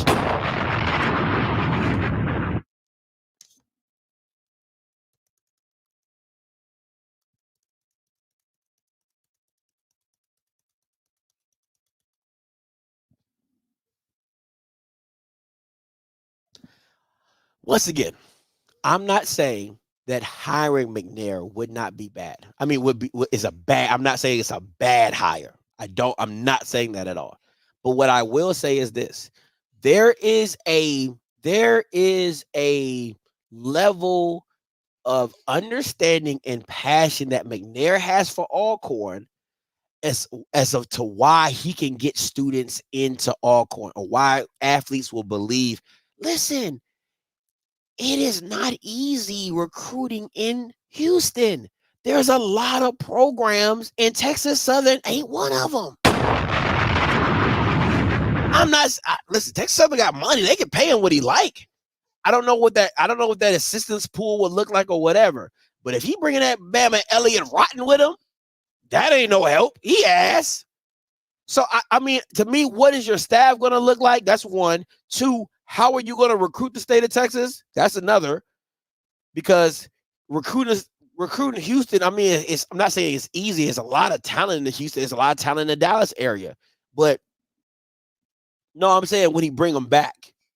When I'm saying when he bring him back, because that's his guy. You know what I'm saying? Like, he got fired because Rodden got fired because Alcorn people wanted him fired at Alcorn, right? They like, yo, this man must suck. Fire him, bro. So that's because your mama told you to do it. Now, when you have a choice, you be like, hey, I feel like Elliott can still do his thing. I'm gonna bring Elliott with me with Texas Southern. Because the OC that he got now, he wouldn't. I don't think he would follow him to Texas Southern unless he pays him more money. You know what I'm saying? That could be a possibility, but you know.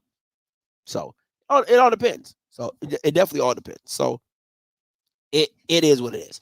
So I don't know, man. I don't know. It is what it is. I like I said, I don't think it's a bad hire. I just think I don't. It doesn't make sense to me. It just doesn't make sense to me. Oh Jesus! Oh God! Right. So like I said, I don't know. He can go wherever you want. Do whatever you want at the end of that, McNair. But Texas Southern, I don't know. I would love to see it though. I would love to see it because I think that'd be a great matchup. The rematch, to going back to Alcorn. Well, Alcorn gotten to go to Texas Southern. Oh, that's gonna be primetime television, man. I don't give a damn if Texas Southern 1-9. That's primetime television, baby. You know what I'm saying? That's like KD going back to OKC. That's like LeBron going back to Cleveland. You know what I'm saying? Like, I want to see that when he with Miami. I want to see that. So it's going to be okay. Yeah, I'm not saying he hasn't recruited the state of Texas. What I'm saying is there is when you know something intuitively, when you know something when it's entrenched in you, there's a way that you can pitch and spin stuff because you know it, right? Like, if it's like this, if you grew up in a house, right? Like if you grew up in a house and you were trying to explain to me your house, you would tell me all the things about your house that somebody who didn't live there, we'll look at the basic frame of your house and say, oh, it's a 3-bedroom, 2-bath. But you'll be like, nah, see down the street, there's this, and down there is this, and then I have this, and they're building this, and they're doing that, and they're doing this, and they're doing that. Like, you know all the ways to describe it and make it sound better than what it is. But if I was going into your house and like, if I got moved to here to New York and somebody tells me to talk about a brownstone, I'd be like, it's a townhome. There's a bus station right there. There's a they told me it's a little bodega at the end of the street. You don't connect with it as much, right? So that's the thing with me with McNair and Alcorn. To me, the reason why it works is the connection. It's his brother going there. It's him going there. It's his sons going there. You can say, I believe in this institution so much. My son is going here. We're 3 generations deep here. Like it's just a different selling point to a parent when I send my son with you. And I say, hey, why should he go to Alcorn? Man, my family 3 generations deep here. That's how important, my kid could have went anywhere. We could have gone this and we could have did that. Steve McNair could have gone anywhere, but he decided to go to Alcorn. I could have gone anywhere. I went to Alcorn. My son could have went anywhere. It's just a different level of connection that I think that's what helps him recruit at Alcorn. That is going to be hard at Texas Southern. That's just my opinion. It is just my opinion. What do you think about Lovey and the SWAC? Lovey, I'm telling you, man, Lovey's on that trajectory of a Hugh Jackson, right? To where, I'm sorry, that's not a very good comparison. He's on the trajectory. And what I mean by that is you're known more for losing than winning. Don't get me wrong. Lovey Smith, high level Super Bowl winning defensive coordinator, got his team to the Super Bowl. You know what I'm saying? All that. But on his downside, he's going to, the same way y'all felt about Hugh Jackson and how as a head coach, he never won and stuff like that. You can start seeing the track. I mean, you got to take the Houston thing out of it. I think he just was set up for failure in that one. But, the time at Illinois, the time at, it just, and to me, listen, for me is this. I just think that it's got to make sense, and you got to explain the resources and how it's all going to work in that aspect, in that sense of what it is, right? Like you got to make it make sense. I don't think it. I would definitely kick the tires on Lovey to see what he could bring. I think Lovey at Texas Southern probably be a great look. I think Lovey at A&M would probably be a good look. I think that's a great school for him because they're both kind of low-key, mild-mannered, and I think he'll just get the time he needs to build something special there at A&M.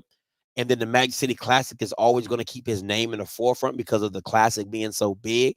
So I think Lovey at Alabama A&M would actually be a really good situation for him and for the school.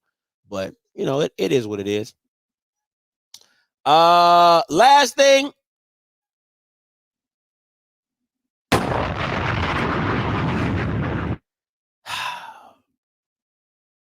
Terrence Graves, new coach at Southern University. Let me tell you this. If we're grading this on a curve, a SWAC curve, this is an excellent hire. If we're grading this on a SWAC curve, this is an A1 hire. A1, absolutely A1.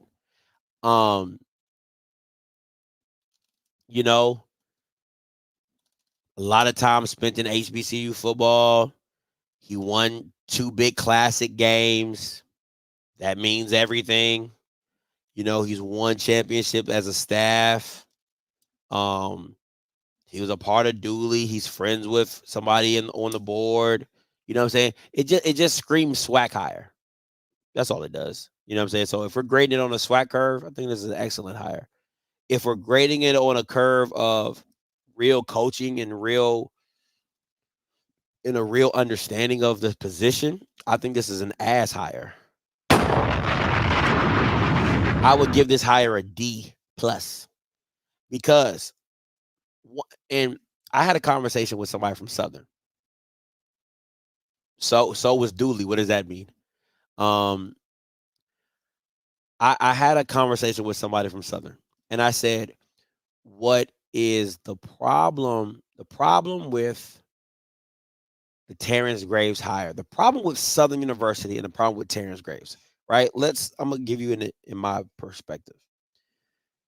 You have a situation with Jackson State where you've been asked for so long and you get Dion and you pray that it turns your fortune around, right? Get you back on track.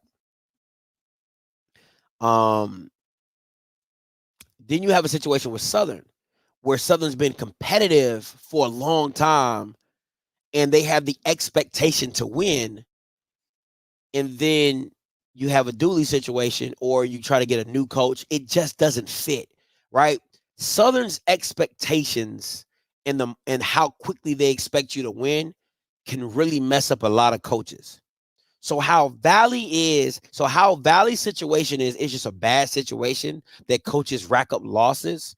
Southern's a situation where coaches could rack up wins and it still not be enough. That's the problem with Southern. So you can't really, if you're a coach, you have to really understand the landscape of a Southern University. You can't go into it thinking that, hey, they're going to give me 3 years to build. You can't.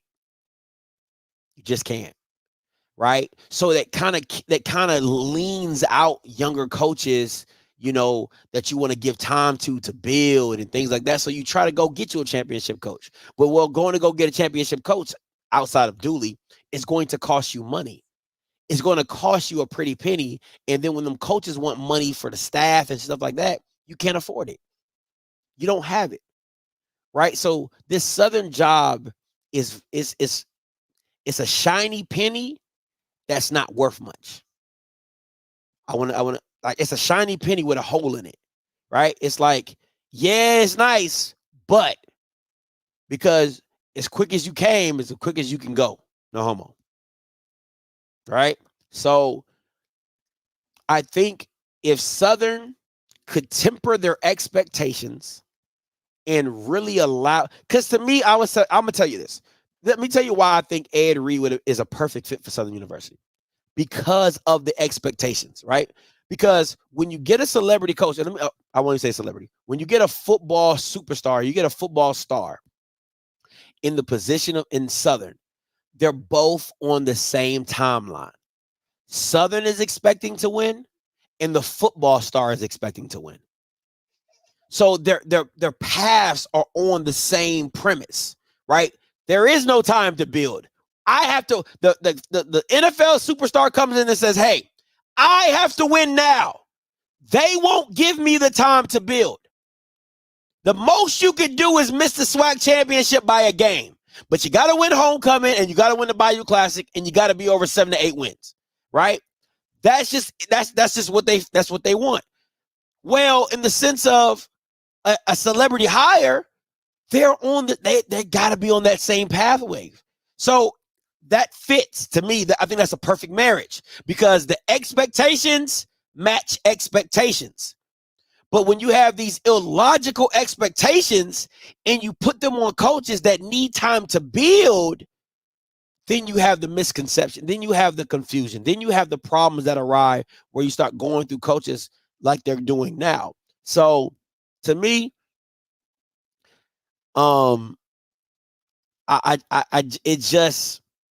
it's a tough job, man. It's a tough job for anybody. And you really have to understand with it. I'll tell you this though. I'm gonna tell you this. If I'm Southern University, I'm looking at Sean Gibbs from Fort Valley State. I like him. I like him. I really, the fact that he didn't get an interview is crazy to me because he goes to Fort Valley the first year with Emmanuel Wilson and has one of Fort Valley's best season like 10 years, and then comes back and goes 8-4 this year, right? And the only team that he loses to is Benedict. The only team he loses to is Benedict. I think Sean Gibbs would be a great interview. I think he'd be a great hire for Southern University. I just like him. I think he's a great fit for what they want to do at Southern. He believes in running the ball. He believes in defense. I just think it's a great fit, or at least give him an interview. You get what I'm saying? I think the guy down in Langston, I know it's a huge jump. Going from NAIA to Division I, but I think giving him the interview is a possibility. I'll say that. Giving him an interview should be a possibility. The Valdosta coach, I think interviewing him should have been something smart. Listen, if you understand your budget and you understand what you're not able to do, you got to go get guys that are used to making a lot out of a little, right? So you got to go to the D2 guys and bring them up making 200 to 200,000, 225, and them having assistant coaches at 80, and they're not going to trip off that. They ain't going to trip off that. Your OC was just making $40,000 at Fort Valley. Now he done got bumped up to 80 G's. Oh, he looking good. He looking real. He feeling real good right now. Right? So you got to go get those guys that are used to making a lot with a little. And like Damon Wilson at Bowie State, he like, man, I had one full-time coach. Now I got 5. Oh, we definitely gonna make this work.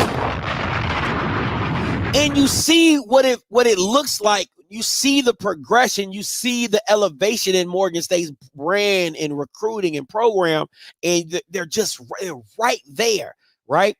You know what I'm saying? So I think going getting a D2 guy that shows winning consistencies, I think that's beneficial. And if it's a white guy, let it be a white guy. Let it be a white guy. You know what I'm saying? But it is what it is. I said, look at Miles on Fort Valley coaches.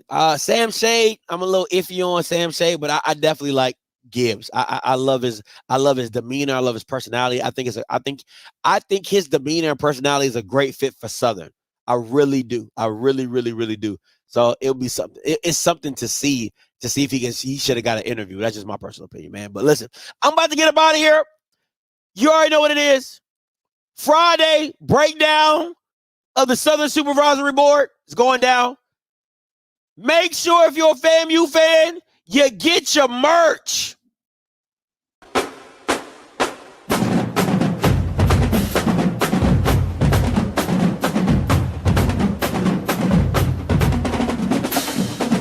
Get your merch. Get your merch. All right, listen, until next time, you know what I'm going to do. I'm going to holler. God bless.